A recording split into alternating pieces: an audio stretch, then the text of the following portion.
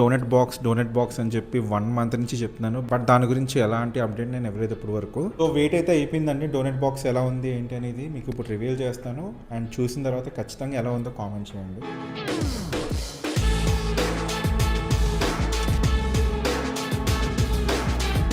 దీనికన్నా ముందు ఒక మోడల్ అయితే అనుకున్నాం, బట్ అది యాక్టివ్ మీద క్యారీ చేసేలా మాకు సెట్ అవ్వలేదు. సో అందుకనే వెంటనే మళ్ళీ ఒక 1 మంత్ గ్యాప్ తీసుకుని స్కెచ్ వర్క్ చేసుకుని అండ్ ఎవరైతే మా బడ్జెట్లో చేస్తారో వాళ్ళ దగ్గరికి వెళ్ళి చేయించుకుని అందుకనే 1 మంత్ వరకు మాకు ఎలాంటి అప్డేట్ మేము ఇవ్వలేకపోయాం డోనట్ బాక్స్ గురించి.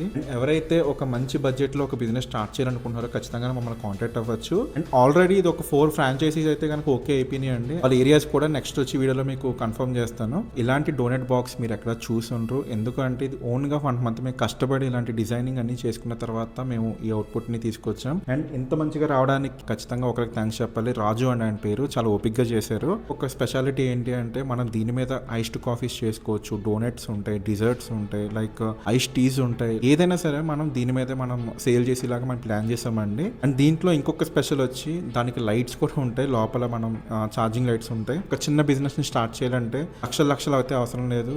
ఒక చిన్న బడ్జెట్ తో మనం బిజినెస్ స్టార్ట్ చేయొచ్చు.